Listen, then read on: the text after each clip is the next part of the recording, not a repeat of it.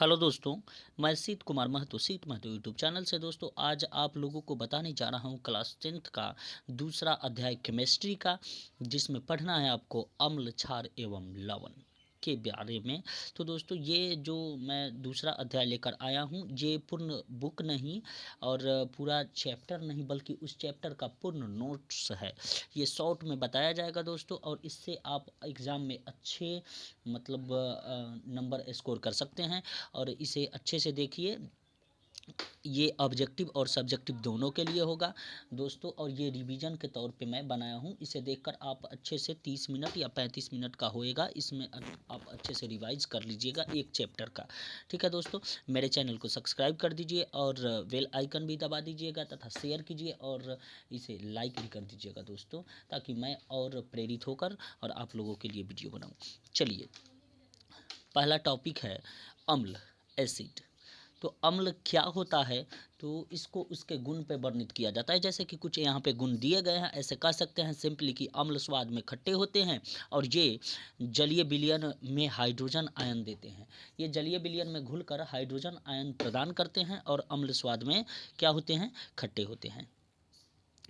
चलिए, पहला number point है कि अम्ल स्वाद में खट्टे होते हैं। दूसरा पॉइंट है कि ये नीले लिटमस पत्र को लाल में परिवर्तित कर देते हैं, लाल में बदल देते हैं। हाँ दोस्तों, अम्ल जो नीले लिटमस पत्र को यदि अम्ल में हम डालते हैं ना, तो वो क्या करते हैं कि इसे लाल रंग में परिवर्तित कर देते हैं। और ये इनका जलीय विलयन जो होता है, ये हाइड्रोजन आयन प्रदान करता है। अम्ल का जलीय विलयन हाइड्रोजन आयन प्रदान करता है।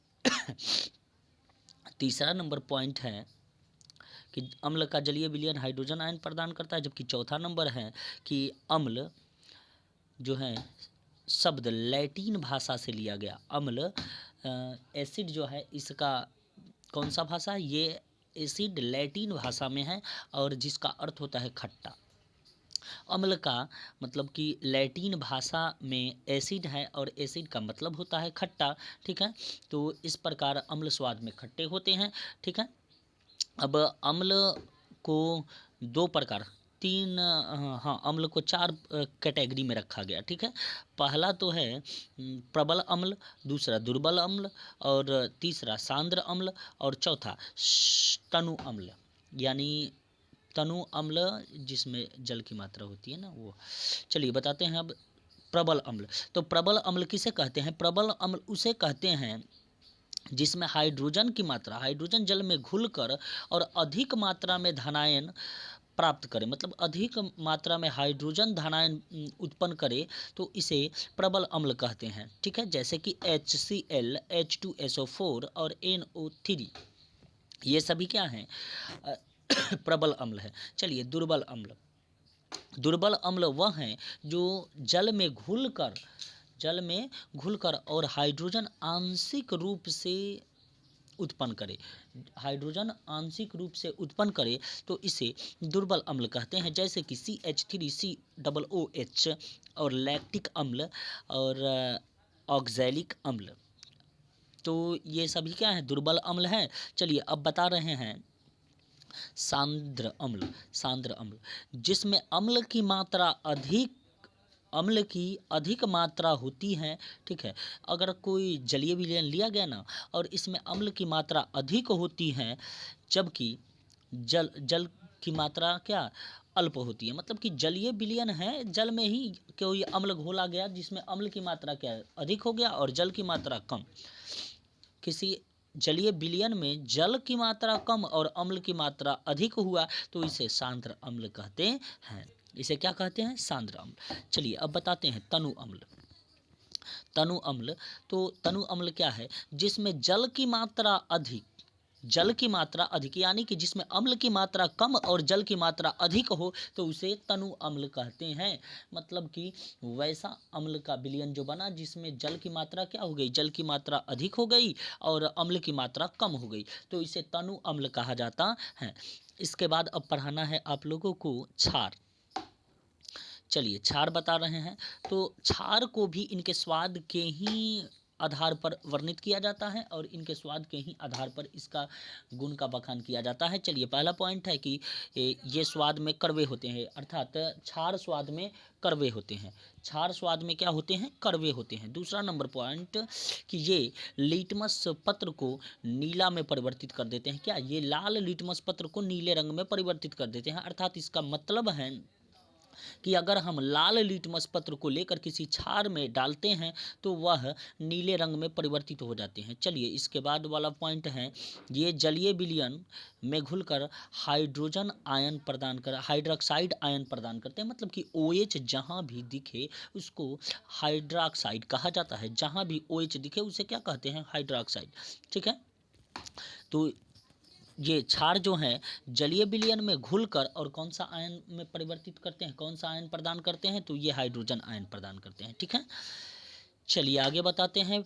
अब प्रबल अम्ल, अब बताते हैं प्रबल क्षार, प्रबल क्षार के बारे में। तो प्रबल क्षार मतलब कि अगर किसी जलीय विलयन में क्षार घुलकर और अधिक मात्रा में हाइड्रोजन आयन उत्पन्न करे, नहीं, अधिक मात्रा में हाइड्रोक्साइड आयन उत्पन्न करे, तो इसे क्या कहते हैं?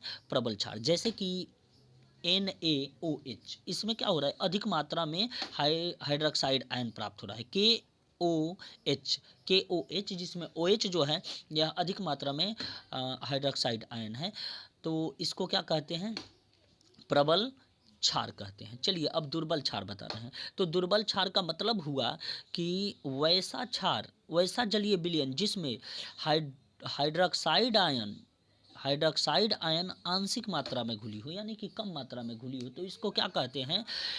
दुर्बल क्षार कहते हैं। ठीक है, जैसे कि NH4OH। ठीक है, चलिए अब बताते हैं क्षार। जल में घुलनशील क्षारकों को कहते हैं। मतलब कि क्षार जो हैं ये जल में घुलनशील क्षारकों से ही बनते हैं। तो क्षार अगर कहा जाएगा कि क्षार किसे कहते हैं, तो जल में घुलनशील क्षारकों को क्षार कहते हैं। जल में घुलनशील क्षारकों को क्या कहते हैं? क्षार कहते हैं। चलिए अब बताते हैं सॉल्ट, यानी कि लवण। लवण अम्ल व क्षार की परस्पर क्रिया से प्राप्त होता है। लवण अम्ल और क्षार के परस्पर क्रिया से प्राप्त होता है। मतलब कि अम्ल और क्षार जब दोनों परस्पर क्रिया करते हैं तो इसके फलस्वरूप क्या बनता है? तो लवण बनता है। उदाहरण में NaCl, KCl, ये जो लवण बना है यह लवण क्या अम्ल और क्षार के सम्मिश्रण से बनता है। मतलब कि ये अभिक्रिया करते हैं ना, तब बनता है। ठीक है, चलिए आगे बताते हैं। अब सूचक, अब बताते हैं सूचक। सूचक किसी दिए गए विलयन में अम्ल या क्षारक की उपस्थिति दर्शाते हैं।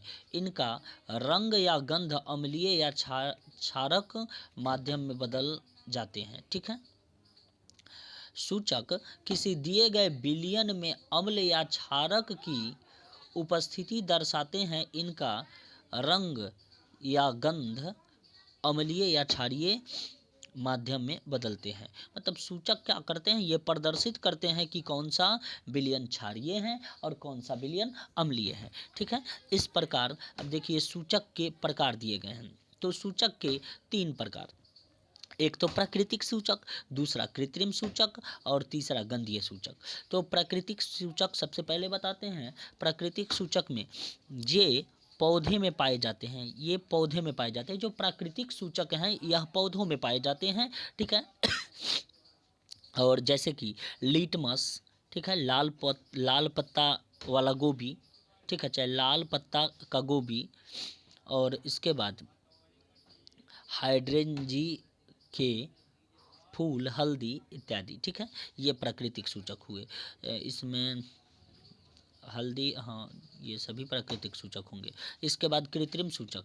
कृत्रिम सूचक जिसको अपने तरीके से प्रयोगशाला में बनाया जाता है उसे कृत्रिम सूचक कहते हैं। और प्राकृतिक सूचक चूँकि वातावरण में जो गॉड गिफ्टेड है सूचक, वो क्या थे?